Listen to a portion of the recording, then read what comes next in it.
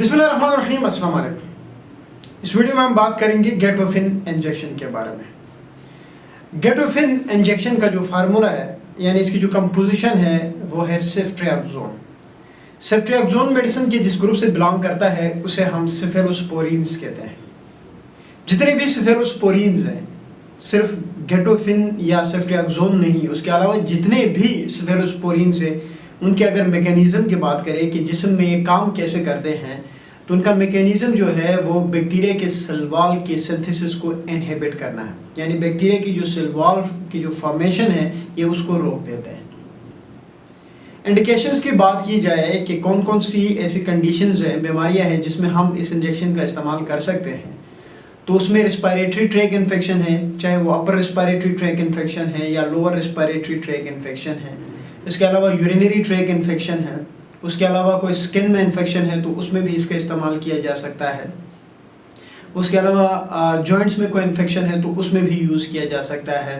Bones में कोई infection है तो उसमें भी यूज़ किया जाता है। दांतों में कोई इन्फेक्शन है तो उसमें भी यूज़ किया जाता है। एसटीडीज़ यानी जो सेक्सुअली ट्रांसमिटेड डिजीज़ होती हैं उसमें भी इस्तेमाल किया जा सकता है।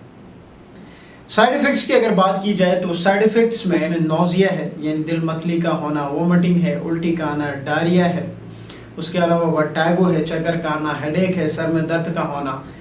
इसके डोज जो है वो ये है कि 1 kg का जो चाइल्ड है उसमें आप 50 to 75 mg जो है वो इंजेक्ट कर सकते हैं।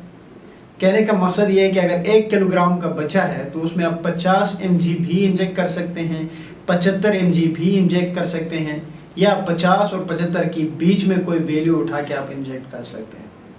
और इसी हिसाब से आप एक 40 साल, एक 50 साल, एक 60 साल, एक 10 साल, एक 20 साल के इंडिविजुअल में भी इसी हिसाब से आपने इंजेक्ट करना है।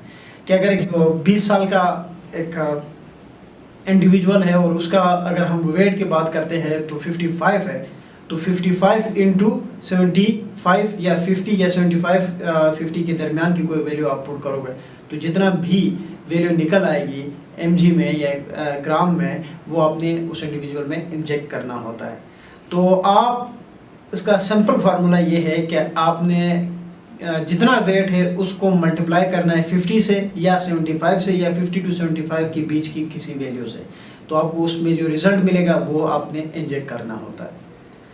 अगर हम बात करें कि ये आपको किस किस फॉर्म में अवेलेबल है, तो ये आपको IV में भी मिलेगी, आपको IM में भी मिलेगी, आपको 250 में भी मिलेगी, 500 mg में भी मिलेगी, 1 ग्राम में भी ये इंजेक्शन अवेलेबल है। उम्मीद है आज की वीडियो पसंद आएगी। Thank you.